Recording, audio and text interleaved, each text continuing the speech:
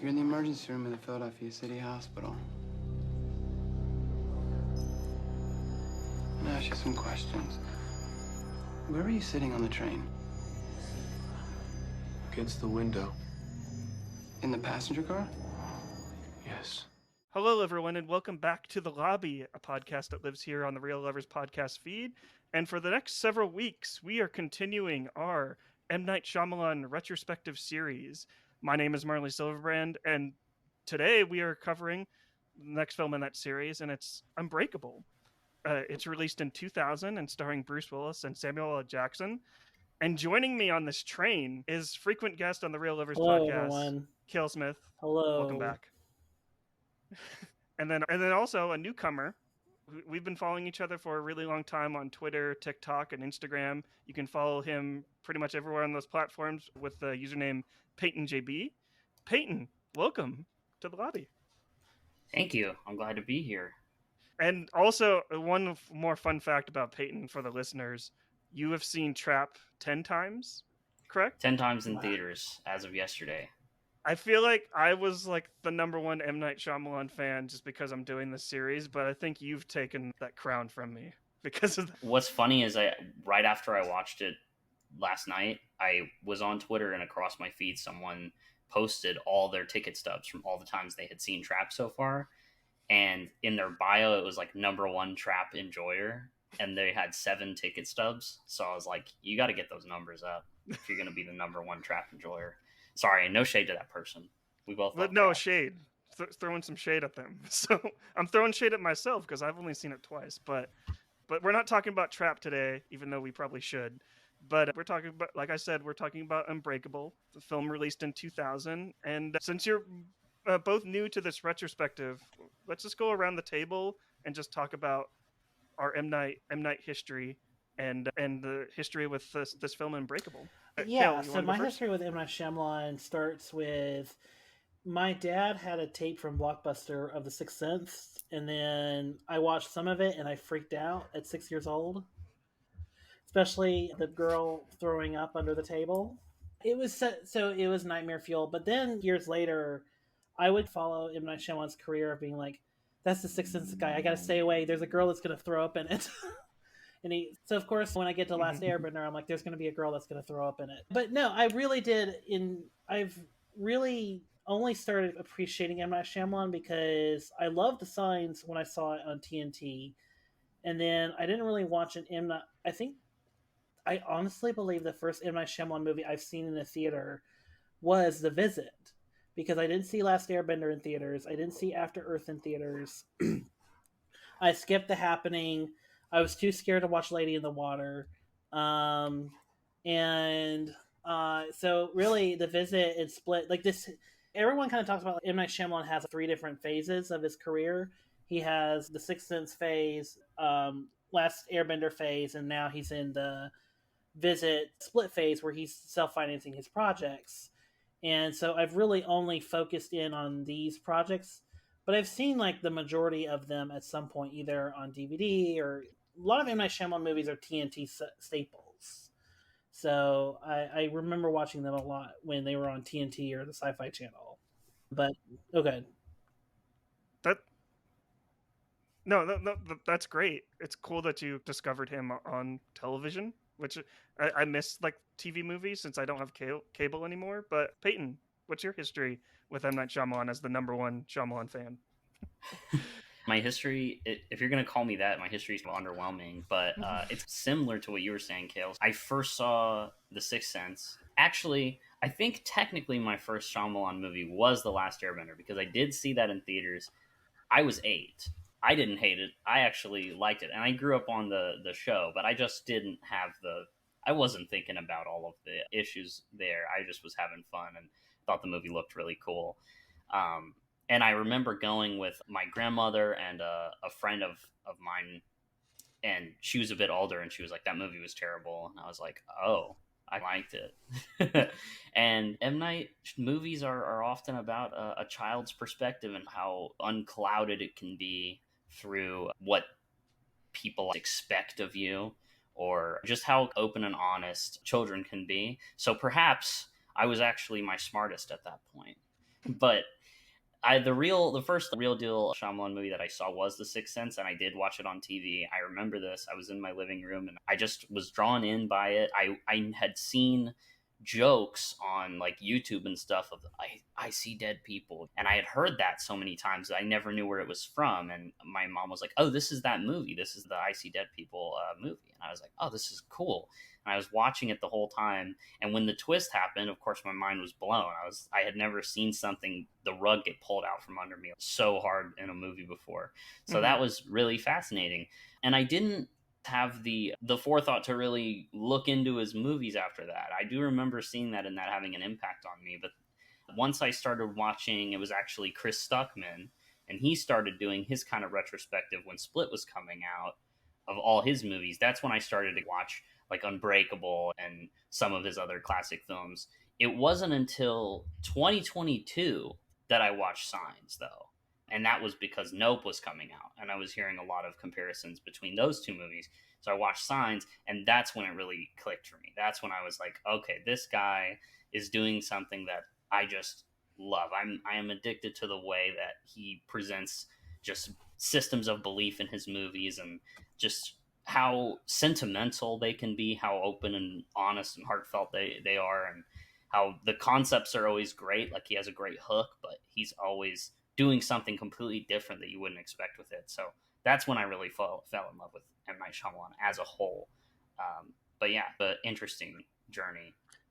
I love that The Last Airbender is your entry point for M. Night Shyamalan, just because I know everyone likes to crap on it, especially on film Twitter, but I remember watching it in the theaters as well, and I was really amazed by its like cinematography and just the way, because Shyamalan, like, he's famous for storyboarding pretty much every shot in the film, and you can see that.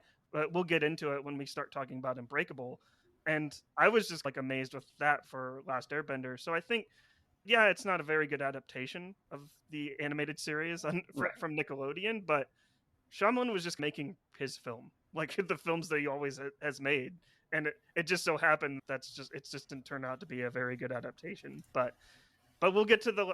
Go ahead. Oh, I was just gonna say, yeah, I feel like trying to adapt one season of television in under 2 hours is just, you're failing before you've even started. Mm-hmm. And that's, I think, my main issue with that movie. I don't think it's like the worst movie ever, like everyone says, but I don't think it's very good. I just wanted to establish that, because I didn't want to be like, no, I'm still Last Airbender. Yeah, and there's a lot of problems, and maybe when you guys when Marley gets to Last Airbender, like, there will be some stuff to come out of it. But yeah, I think you nailed it on the head. It's very hard to nail down even tone and scale in an hour 40 minutes. But when Marley crosses that bridge to the Last Airbender, you guys can talk about, or they can talk about it. Yeah. Yeah, but instead of crossing that bridge, let's board that train for Unbreakable. Unbreakable. Hopefully it doesn't get derailed, but hey, one of us will survive. Yeah, one of us will survive. Stay for the end of the podcast to see who does. But yeah, Unbreakable.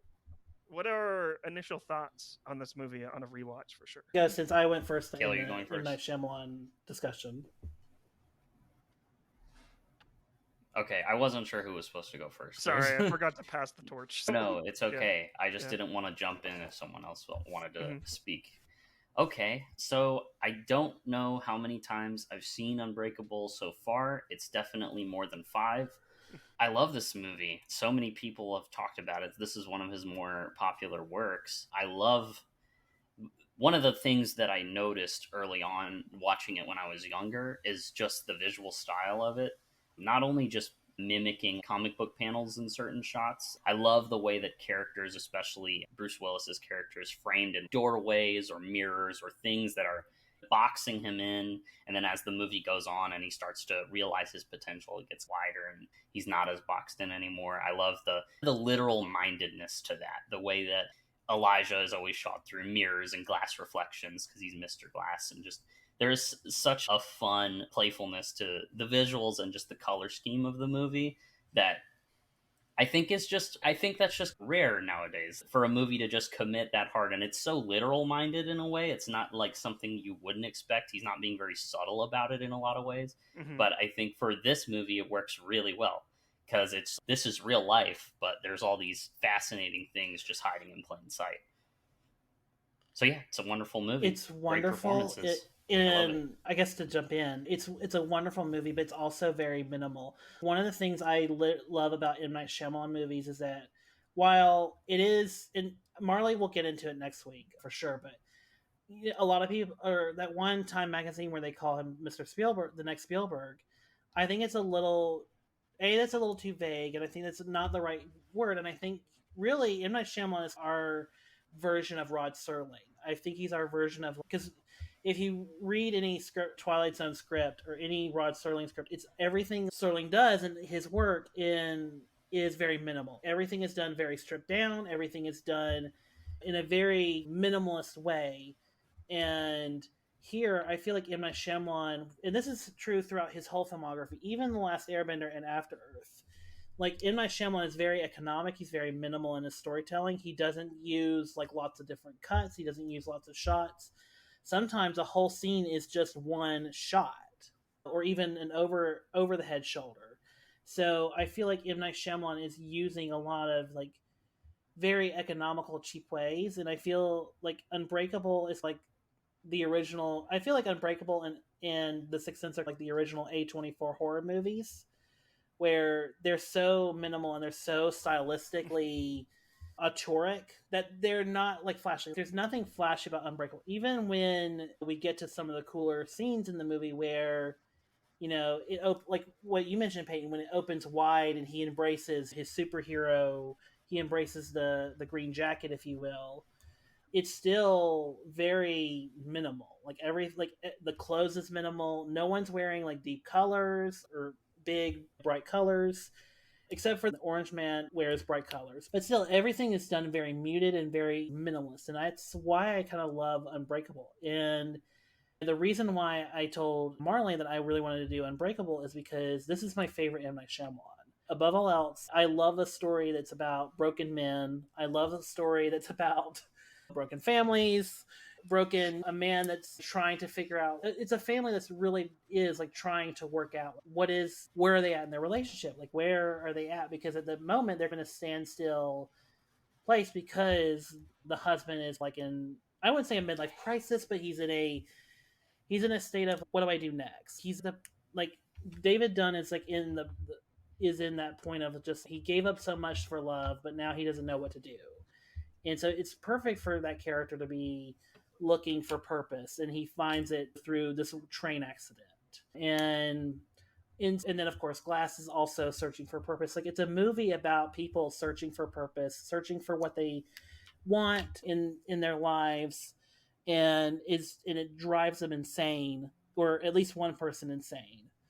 And the catharsis at the end of each of them finding their purpose is so profound. Like to me, it's the best twist. Like the ending of this movie is to me the best M. Night Shyamalan twist, just in execution and just in like how it profoundly just hits you like on this gut level. But yeah, I'm sure we'll get to it in a little bit. But I genuinely love this movie. I love Newton Howard's score, everything. This is my favorite of Shyamalan's. This might be James Newton Howard's like best score ever. Like he's done so many scores, and the way that the score is just so heroic but also very human at the same time. It's like anyone can be a superhero. That mindset. And it's spoilers for Unbreakable if anyone hasn't seen it. I know we're already getting into it, but the scene at the end where he is fighting the Orange Man, fighting the guy and the Orange Man, and that score starts to rise. I'm like, M. Night Shyamalan really needs to do an actual superhero movie, like an MCU. You probably won't do an MCU movie, but it's because that's just not his jam. But I would love to see what he will do with like that property. Because this whole trilogy this is his Superman. I think that's the reason why. Because if not to go on a tangent, but I think the reason why The Last Airbender and After Earth don't work so well is because they are both by the nature of their being a blockbuster, they feel like they have to be bombastic and huge. And Shyamalan works so much better when he can just be minimal and just be reserved. Like He's reserved. that's and to me, this is the best. This not just Unbreakable, but the whole Split, Glass, Unbreakable trilogy. Like I think is the best result of that. Like when he's working with very minimal resources and having to minimize his shots, he's at his best when as a filmmaker. Yeah, I totally agree with that. And this is kind of going a little bit off topic, but I had a graphic design teacher in college that told me like sometimes that we create our best work when we are limited and restricted. And M Night has basically lived up to that for however many movies that he has in his filmography. Like his entire filmography is about him being limited.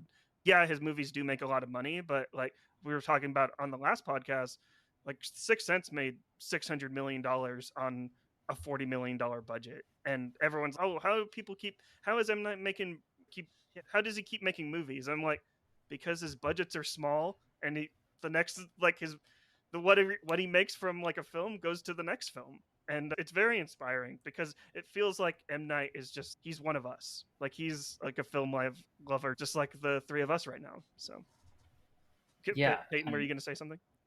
yeah, I was just gonna add on to what you were saying about how he funds his own films and then just goes to the next one. You know, he loves doing it so much that it's like he can't do anything else. And I've heard him say that where he's like, if you feel like you have to be a filmmaker, you should be a filmmaker. If you don't feel like you have to be a filmmaker, maybe you shouldn't be a filmmaker. You have to really need it. Like it has to be a sustenance for you. And I do find his story very inspiring, especially now, where, for example, the way that I make videos on TikTok, you start out and I was doing whatever I wanted for fun.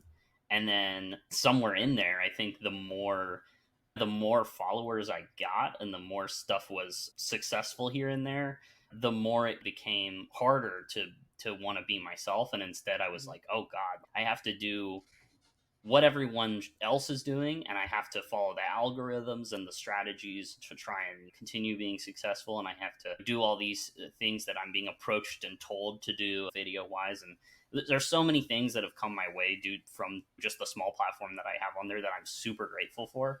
It can be difficult sometimes to like really try and maintain your voice when you're trying so hard to please an algorithm. And I think that's the trap that M. Night might have trapped, no pun intended, that M. Night might have fallen into, is that with The Last Airbender and After Earth, it's like his attempt to join the system. And then it's the system doesn't work for me. And there's this, I don't know if you guys have heard this, but when he made The Visit, nobody wanted to make a movie with him. He was like, what do I do? And so he just paid for his own movie, made the movie, didn't ask anyone's permission, and nobody wanted to buy it. And then he's, oh God, what do I do? And so he goes home, and his youngest daughter was doing a puzzle, and he literally is doing the puzzle, and it's a 1,000-piece puzzle, and it takes them an hour to find like one piece that fits on the other one. And he's, but why do we keep working at this? Why do we keep feeling the need to search for the next piece? And he's like, because he realizes that because there's a picture on the box, because there's a picture there, he knows there's a picture. He knows the pieces lead to something, and I should just approach life like that. So he goes and he edits The Visit, and he makes one scene better. The next day he makes another scene better, et cetera, et cetera. And he goes back and Universal buys the movie, and then it became successful. And that's been his kind of method throughout the last few years, is like one piece at a time. It's all about changing your belief to believe that, no, I do have a place here. There's a picture at the end of this. I just have to focus on the next piece. That's all I can do. And that's been super inspiring for me when I'm trying to get back into the groove of making things and creating and being honest and open with myself. As I think of him, I'm just like, he's doing it. Like, for better or for worse, he's embracing what makes him different, and he's celebrating it. And I think that's super inspiring. Sorry if that was like a tangent. No, that's beautiful, Peyton. That's absolutely beautiful. Like, you almost got me tearing up a little bit, like right there. But I think that's what I love most about film, and M. Night that's what kind of ignites me as well to see more of his movies, just because he is just scrapping and crawling S3 right now. But going back to a little bit to Unbreakable, though, I never really appreciated this film like when this film originally came out. Like I liked it essentially. Like, we rented it from Blockbuster. My brother and I saw it. Like, my brother and I usually watched like all of M. Night's films growing up, and we loved The Sixth Sense. But Unbreakable, for me, I think I was too young to like really understand like the meanings like of this film, and I wasn't really into comic books all that much. But now watching it as a 34-year-old man and going through 20 years of MCU movies that are starting to become, I'll say it, stale. I'm not saying that those movies are bad. Those MCU movies are bad, but this was just a breath of fresh air. And Kale, I think you struck lightning a little bit. If M Night could work with A24 at all, I would love to have him make whatever he wants like with A24, because A24 seems to be like they're letting like their filmmakers, the people that work with them, do whatever they want, and I feel like that would be an excellent partnership. But I love Unbreakable. I think Unbreakable is fascinating.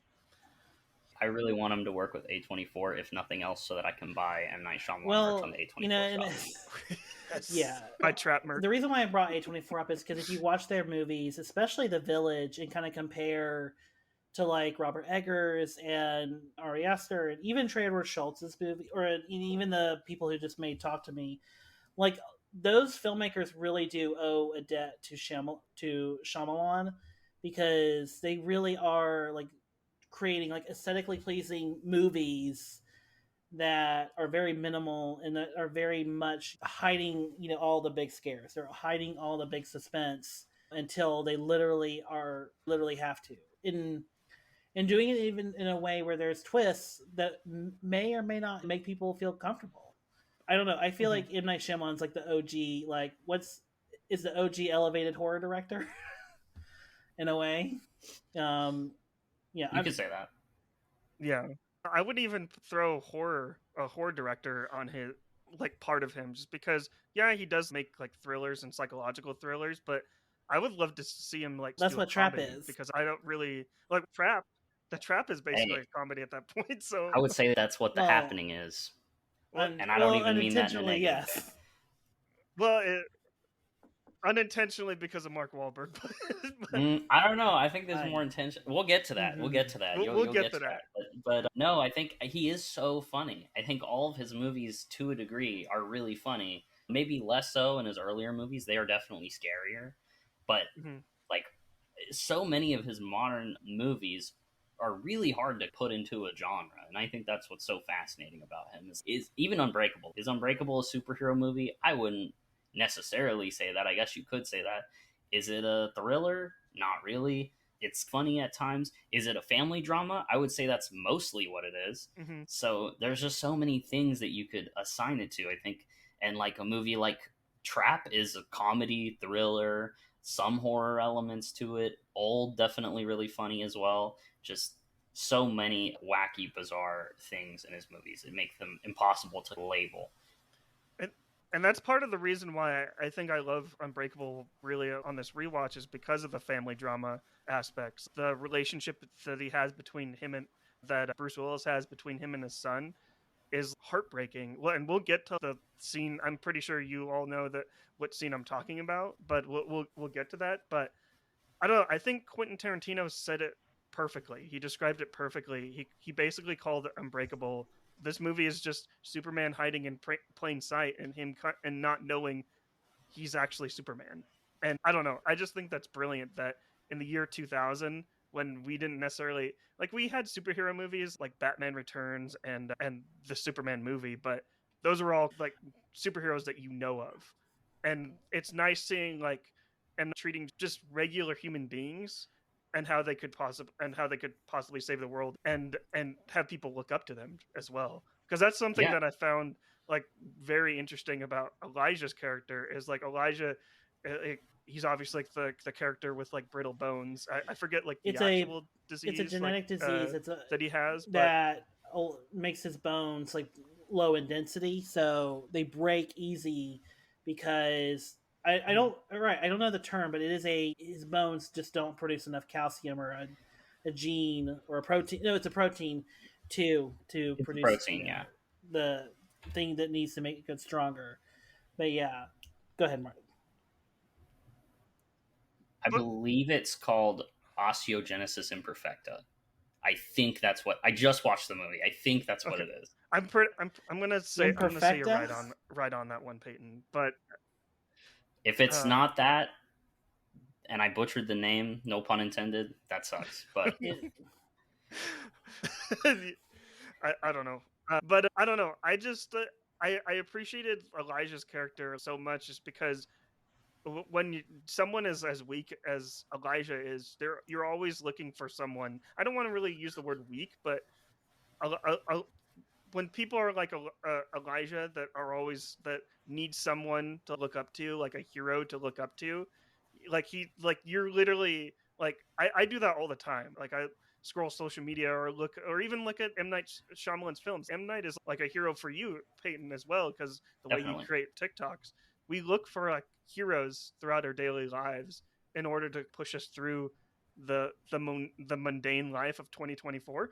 But I don't know, I just think the way M Night like navigates that is like absolutely beautiful. But yeah. I think that you're getting at exactly what is so special about it to me, especially with Elijah's character. So I see it as kind of Elijah. He is on the other end of the spectrum. He's got weak bones. His bones break easily. He's essentially born into a life of pain and suffering. And I think that what could be worse than a life of pain and suffering without meaning?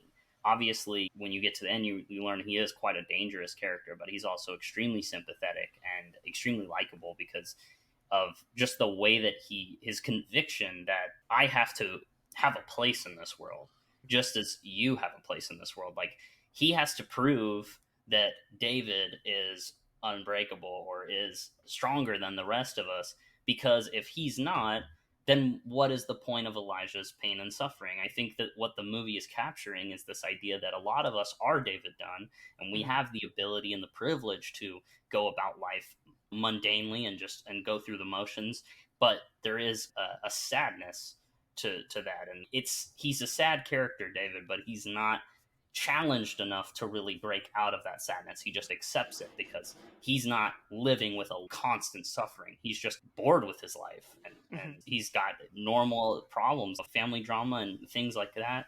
But it's sadness with no object. And I think Bruce Willis is the perfect actor for that. He has this kind of inherent melancholy to the way that he carries himself on screen. Whereas Elijah is the character that everyone needs to see their own potential, is someone who is, I cannot live without knowing that I'm not a mistake. And so because Elijah's I think Unbreakable, this title, to me, could refer to him. It is his spirit, his will to discover a purpose for himself and apply a purpose to his pain, like something in Signs, what Mel Gibson's character is able to do by the end. Yeah, I just think that's what it's about. It's David is the everyman, and Elijah is the people that are really going to that are really, I don't want to say save but that are really going to bring light to the potential of everyone, because they have to have potential within themselves. It's not a want, it's a need. Like, I have to have a purpose in this world. And it makes him dangerous, like I said, but it also makes him very fascinating and sympathetic. It allows you to see more about yourself. Exactly. He's reflective, he's fragile, but you see yourself in him. Yeah, brilliantly well said, Peyton. I think I saw a lot of M Night's character in David as well, because M Night, probably after The Sixth Sense, he was getting like everyone treating him like a god, because he just created like one of the greater thrillers of all time. And M Night, he wrote Stuart Little, and he wrote two other films. Wide Awake, and then with Anger. What's the other one? Praying with Anger. That films that no one saw, and then he makes The Sixth Sense, and everyone's treating him like a god. And he's just, I'm just trying to make films out here. So I saw a lot of M. Night in David's character as well. But so we love this movie all around, pretty much. It's one of our favorite M. Night movies. I personally haven't done a ranking yet. I'm waiting until I revisit all of these. But shall we get into the breakdown of Unbreakable? You're gonna break Unbreakable? So, wow. But yeah, so let's talk about like this opening scene where it's introducing like Elijah's character, and you're sitting in the comic shop, and you're just introduced to Elijah, and they're mentioning the rare condition that he has, that he just breaks his bones real easily. What do you think of just how this scene is set up? Peyton, you want to go first, or? Sure. I think this scene is just an attention grabber immediately, just the way it's shot with several mirrors. It's absolutely brilliant, just the way that it's all one take. It really sets the tone for the movie because there's very little shot reverse shot in this movie. It's all usually one take. But yeah, I just think it's an immediately devastating and fascinating scene. You have this child that's born. It says it's a department store, and this doctor comes in, and the baby's just crying profusely, and he's did you drop this baby? There's so much like tension because you can't really see the child, so you don't know what's wrong with it, but the look on the doctor's face is just so intense. And that actor, he's been in things like a lot of movies. I don't know his name, but yeah, just I love the way the music swells up and his arms and legs are broken, and then it just the title just dropped, and it's a really devastating and intense scene to start the movie with. This is one of my favorite M. Night late title cards. Like he has quite a few. Look, Trap is up there as well, but I think it's a very impactful scene because it's this infant child that like you immediately are introduced to, oh, all of its bones are broken. Like you immediately care for Elijah just because I, this is a terrible life like to live. But yeah, no, it's all based on performance. It's all based on this performance of everyone in the room, and everyone in that room they're all like theater actors. They're all like Philadelphia or New York theater actors, and so you do just like I said, you just see the faces of everyone, and it's all just really good, and it just goes through and it also just reveals like the trauma of childbirth, that even when you're pulled out, like you could break a bone or something if you're not flexible enough. It's like, or it's so, and then of course we cut to the Unbreakable title, and then I really do love the opening with David where he's takes the wedding ring off and he starts flirting with another girl, or another woman. Yes. All done in one take, by the way.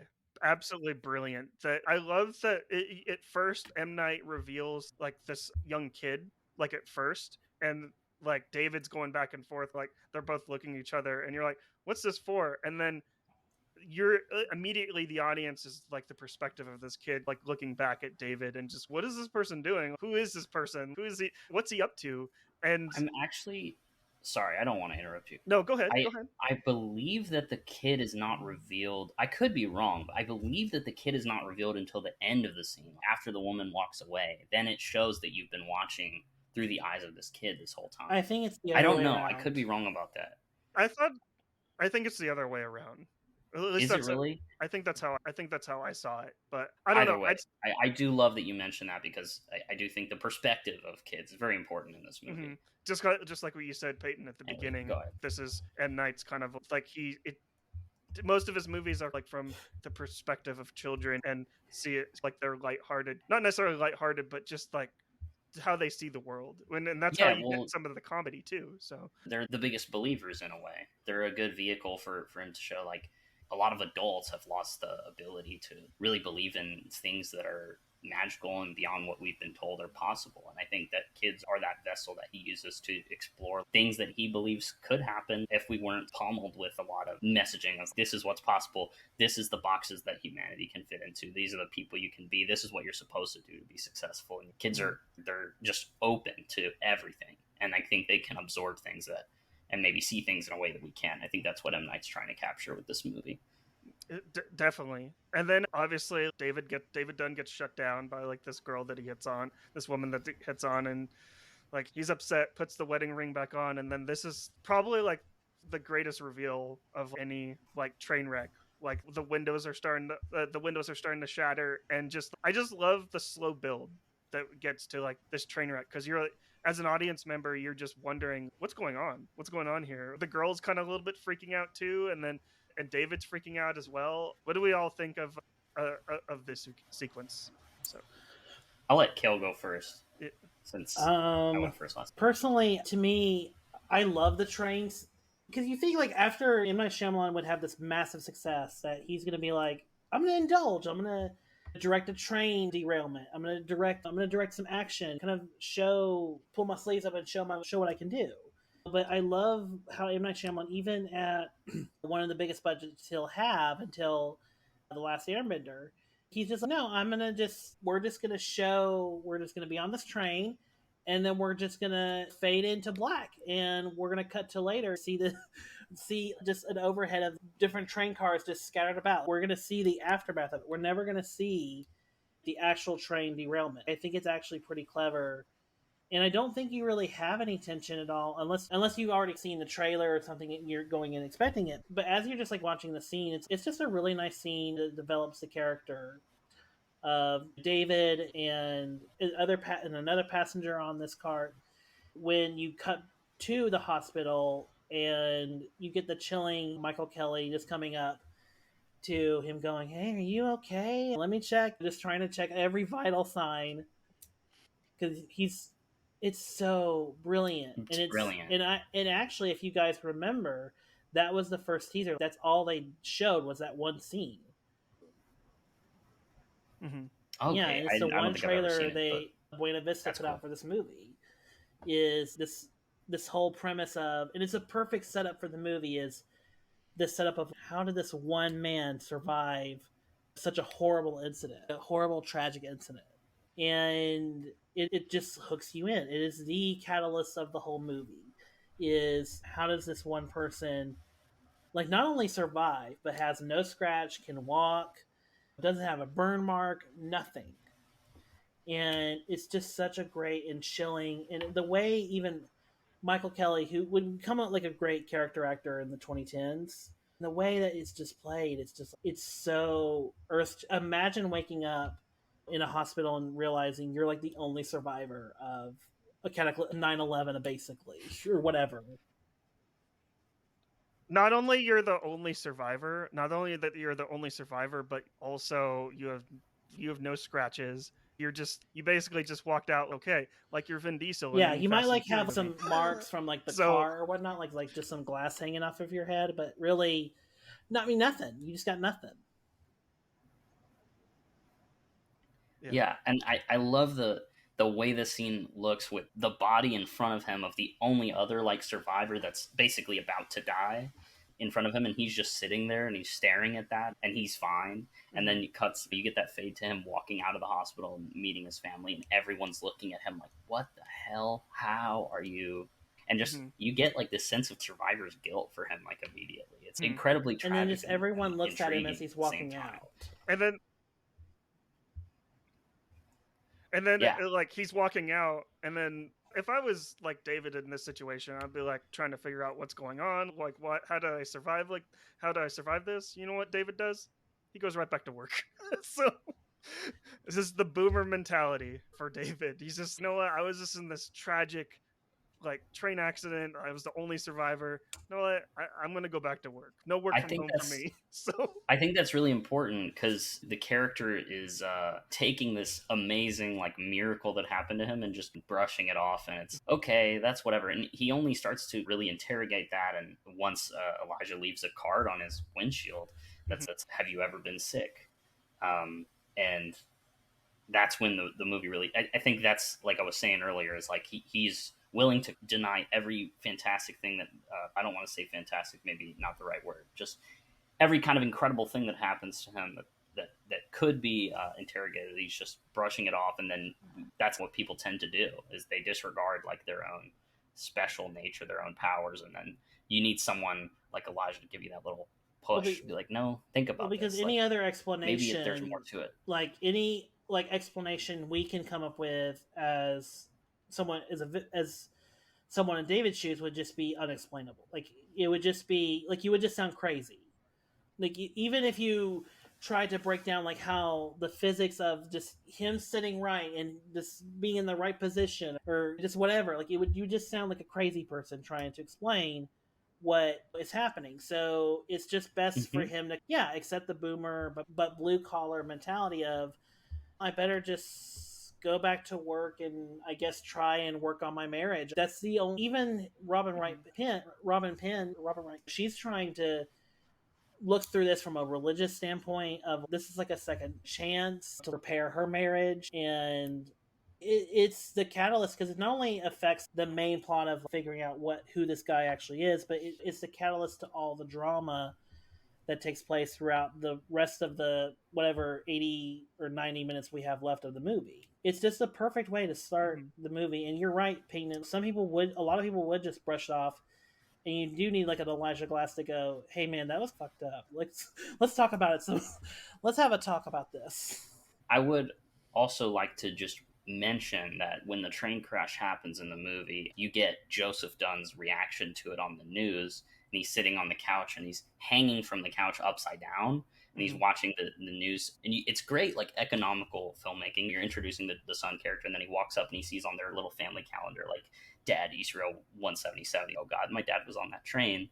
But also, that happens a few times in the movie. Every time a character's worldview is getting challenged and broadened, they are sitting upside down like that. It's like a turning your world upside down moment. You get it with Elijah when he opens the first comic book that his mom gives him, and it's upside down on his lap, and he turns it around. It's a beautiful shot. That's his world getting opened up. And then later when he follows the guy with the gun in his pants, he falls down the stairs and he's looking backwards at him, and he sees the gun tucked in the back of his pants. It's like, that's when he realizes David is the person I'm looking for, maybe, and it's his world's getting flipped upside down again. I think it's a really great, like, repeating visual motif of these characters, like, making these amazing discoveries. Yeah, I totally agree. Like, touching on a little bit more on that, Elijah as a younger kid and his mom giving him the comic book, that actually, I know what I said at the beginning of this podcast, I wasn't very into comic books, but movies were obviously my thing.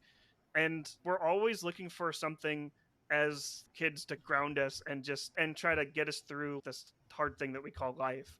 And I what I love like most about about that shot, like you said, it's like you said, Peyton, it's like Elijah's world is like turning right side up or upside down, and him seeing the world through a different perspective through like these comic books. I don't know. We've talked about how well this movie is shot and how this movie it's the first comic book movie. M. Night is really having fun with the different comic panels, just because I feel like a comic book is perfect for M. Night because he storyboards all the shots, and he's just having fun with all the shots here, and it's incredible to watch.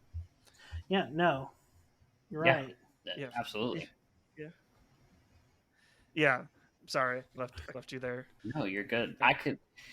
It's good that we have a structure to this thing, because I could just go on forever about this movie.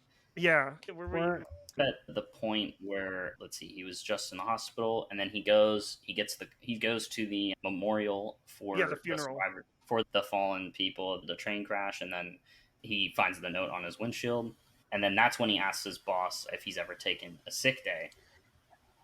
Mm-hmm. And then I guess we could fast forward if you guys want to when he meets Elijah later. Yeah, let's fast forward to where he meets Elijah, because we haven't really talked too much about Samuel L. Jackson. We've really just talked how great Bruce Willis is in this movie, but Samuel L. Jackson, he's really... I really like this pairing also, just because we haven't necessarily seen like this pairing since Pulp Fiction, and Pulp Fiction is probably one of M. Night Shyamalan's like film... It's one of the films that he praises pretty much all the time. I believe on the Letterboxd 4 faves, he actually like it was part of his 4 favorites. But what do we think of Samuel L. Jackson's kind of like performance as Mr. Glass or Elijah? I think he's amazing. I think it's a really good pairing for M. Night, especially coming right off of Pulp Fiction, just I think 6 years or so prior to this. Samuel L. Jackson has this kind of similar style with Elijah to the way he delivers his lines, just the way he elaborates on certain things is very much like Jules in Pulp Fiction, where he's like, when he's kicking that guy out of his store because he was shopping for that one of the artworks for his 4-year-old son, and he's just like, you see a slender plastic tag with my name printed on it? Do you see a machine outside with a child putting quarters in it? Like, just all those things that he elaborates on are very much Jules in Pulp Fiction. Reminds me a little bit of that. Most definitely. Kale, do you have any thoughts on? I love the hair. I love the costume. And also, going back to the point I made earlier, the Orange Man being the only character in bright colors. If you actually look at all the characters almost all the characters that are like the villains, as I do air quotes, they all have bright colors. They all are wearing this motif of bright colors. The woman who steals, she's wearing you know, red dress she's wearing, and then there's the guy. Yes, Elijah is purple. Elijah's purple. Yeah. There's the guy, the racist that's wearing like neon green, the army colors. I think it's like a yellow. Colors. Yeah, Army so I colors. mean, like all the characters are like anyone that's wearing color in this movie is like a quote unquote villain. I do love the moment, not to get ahead to split in class, but there, M. Night Shyamalan did put in a woman that he touches with a little kid, and that's supposed to be Wendell Crumb or James McAvoy in It, or Split, excuse me. Kevin. But yeah, no, I genuinely do. I love his performance. I think it's it's not over the top, but he really does sell the almost Xavier. This is what you got to do. This is what, like, he sells like the whole superhero the thing, and then when it's revealed at the end, his revelation, I think it's absolutely incredible. Like, he plays the ending revelation cathartically, so much with pathos. He is a villain in the way of Magneto, where we sympathize with, we hate what he does, we see he's a true monster, but it's hard to argue where he's coming from. And it's just a great villain. M. Night Shyamalan just knows how to paint a great villain. But yeah. And also, I think saying him as a villain is selling him a little bit short. 3 different 9/11 style terrorist attacks. Well, but he was trying to find his hero, Kale. Like, I think he was trying to find himself. It's very much with a selfish intent. There needs to be someone on the opposite end of the spectrum so that I can prove that I am part of this grander spectrum. Now that you know who you are, I know who I am. I'm not a mistake at the end, like he says. I see it more as, I don't know. I don't know. That's a good way to put it, Peyton. But I saw it more as, I don't know. I like how we go through the ends of the earth to find like the person that we look up to, and someone that is very, I don't know, that is heroic. How we go to the ends of the earth, and we don't care who we hurt at that point.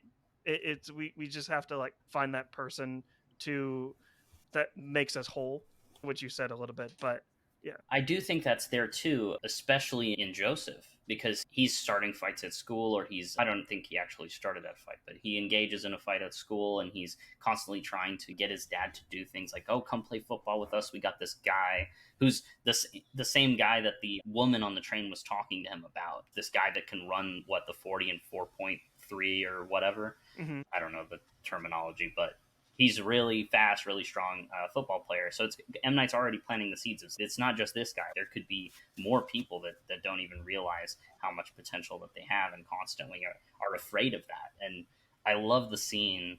I don't want to go off on a tangent, but I love the scene when Joseph is trying to prove that his dad is that strong by adding the weight to like when he's lifting weights in the basement. Okay, yeah, that scene shook me to my every core. But the scene that absolutely destroyed me is the scene where it's at the kitchen table with yes. Joseph, and David's wife is there, and he's there, and Joseph picks up the gun, and he says, "You will survive this. I'm going to shoot you." Absolutely, like, I almost turned off the TV at that point, because it's been a while since I've seen like Unbreakable, and like that scene, like, I honestly thought Joseph was going to do it at that point. Yeah. Like I said, it's been a while since I've seen it, so I don't know. I love the way Bruce Willis plays that scene so well, just because he eventually comes to Joseph's side. Hey, look, I am a hero. Is that what you want?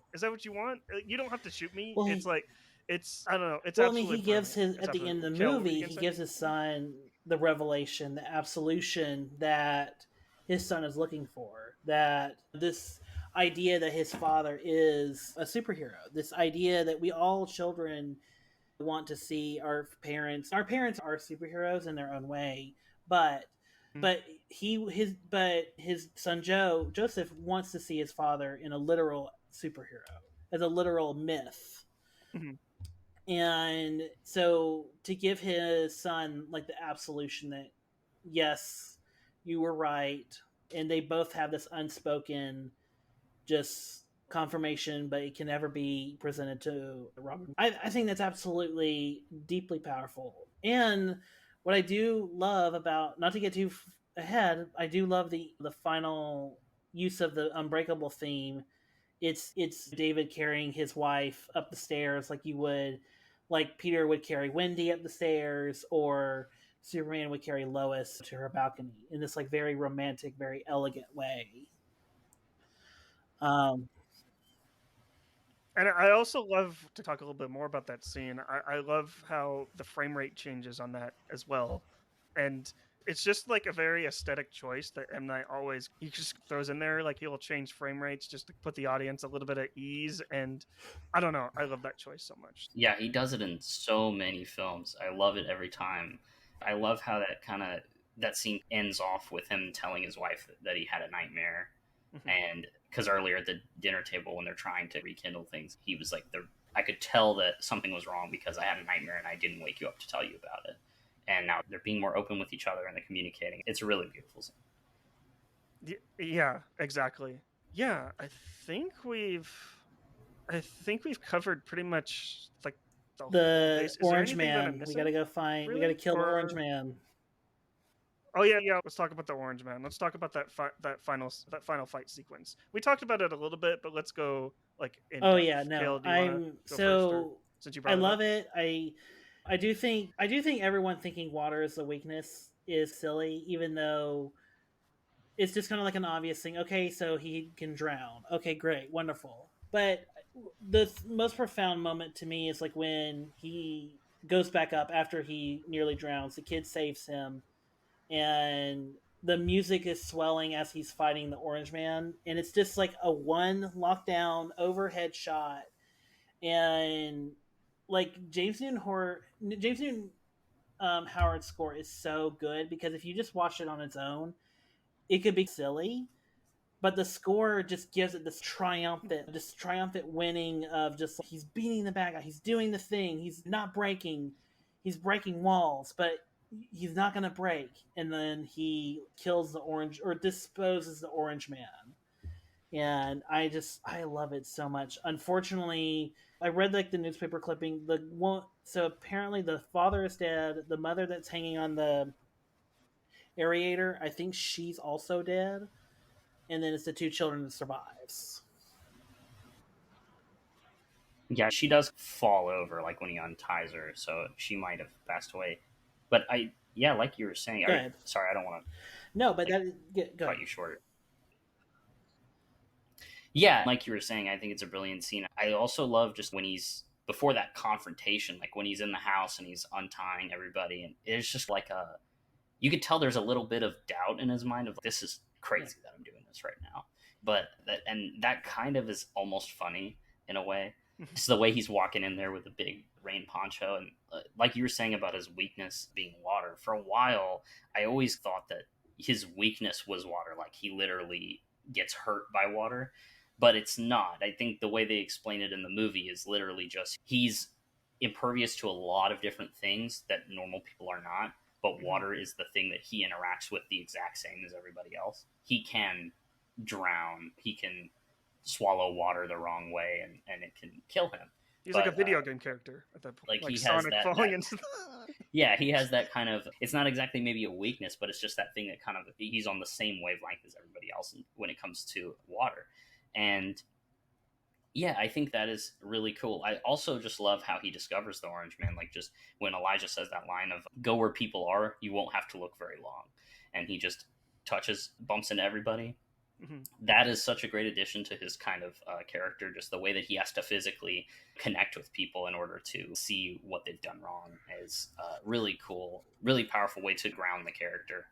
Yeah, I love it. I love that whole sequence. It's like the one heroic thing he does in the movie, because the movie's just like an origin story for that, and that's where it ends. It's like the first 20 minutes of a comic book movie, but an entire movie, because he just spends the whole movie like brushing it off. Like when he remembers that he almost drowned as a kid, he's like, no, I can't be this person that you think I am, because I had pneumonia and I almost drowned as a kid, and heroes don't go out like that. Normal people do. I'm not who you think I am.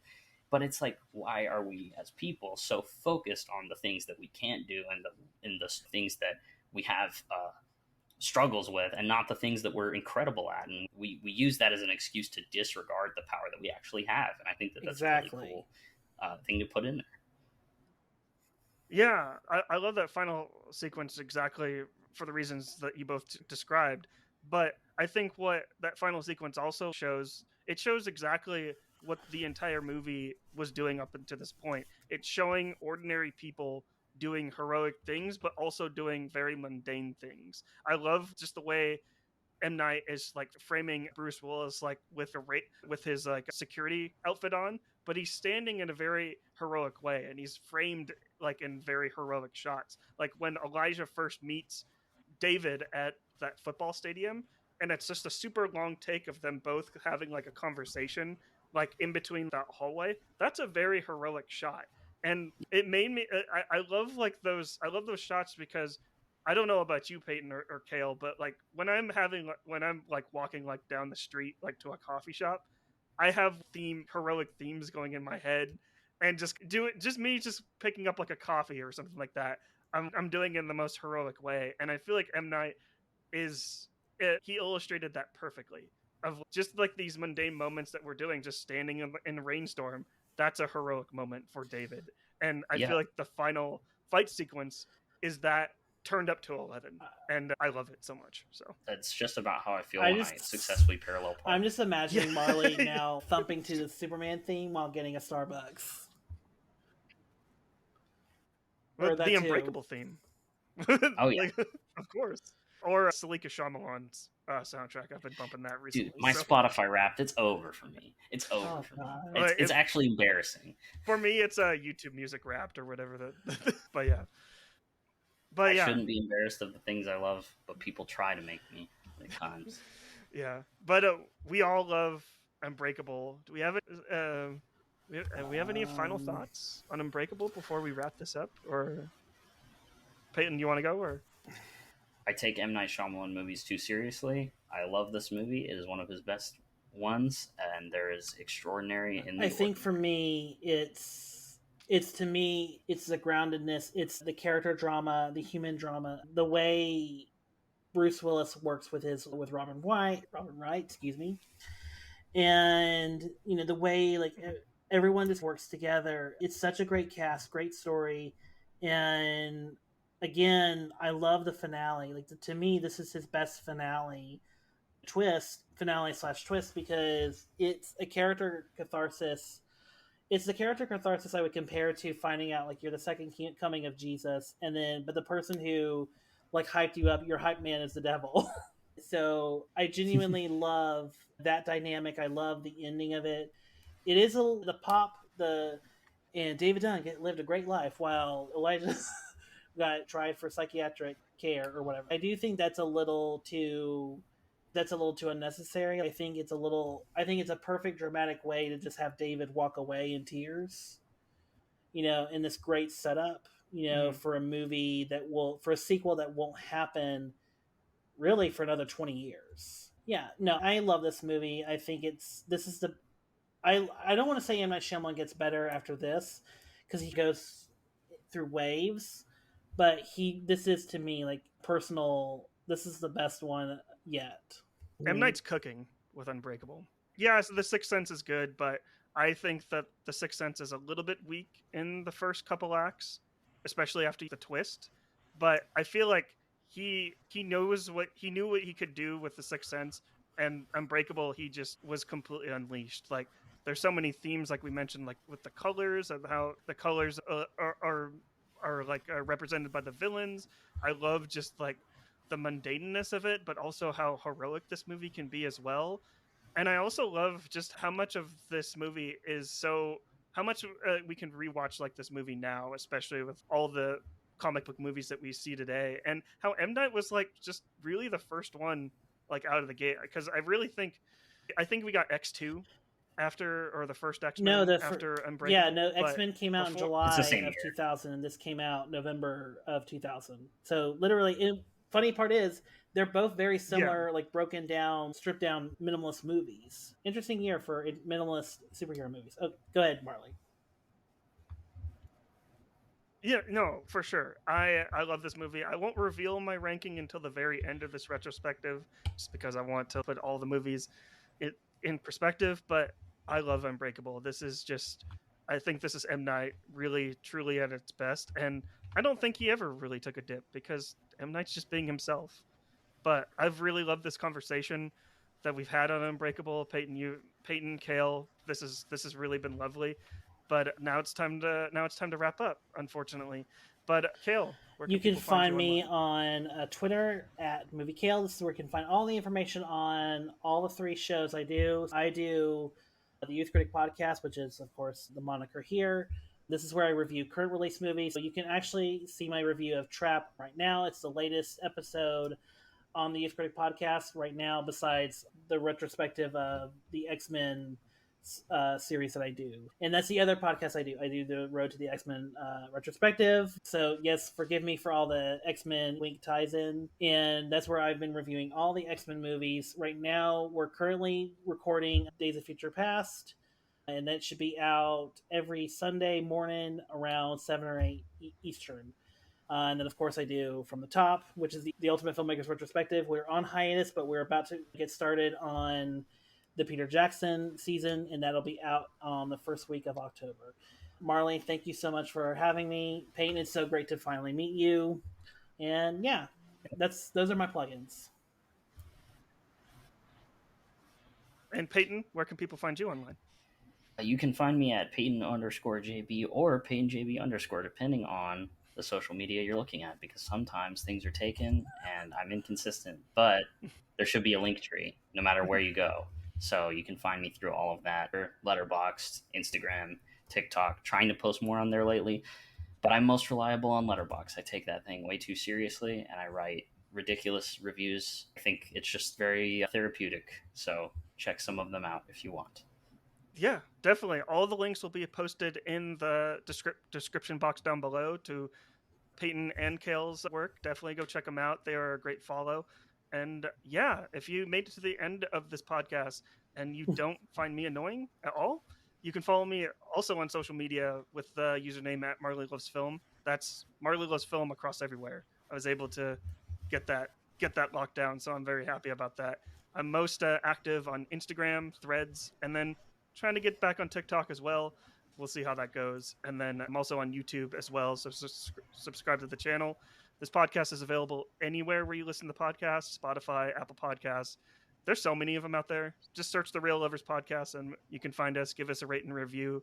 And also, we have a Patreon as well, where you can donate $1 or $5 to suggest a movie that we're going to talk about next on the Real Lovers Podcast. The Letterboxd Top 250 series is a little bit on hiatus. I just released the Good Will Hunting episode that I had a wonderful discussion with That Nerd in Theater or Sean Williams. So that was a really great episode. So check that one out. But with that being said, my name is Marley Silverbrand for the Real Lovers Podcast. And then I am Kale Smith and from the Youth Critic Podcast. And I am Peyton JB on social media. And let's get back to the movies.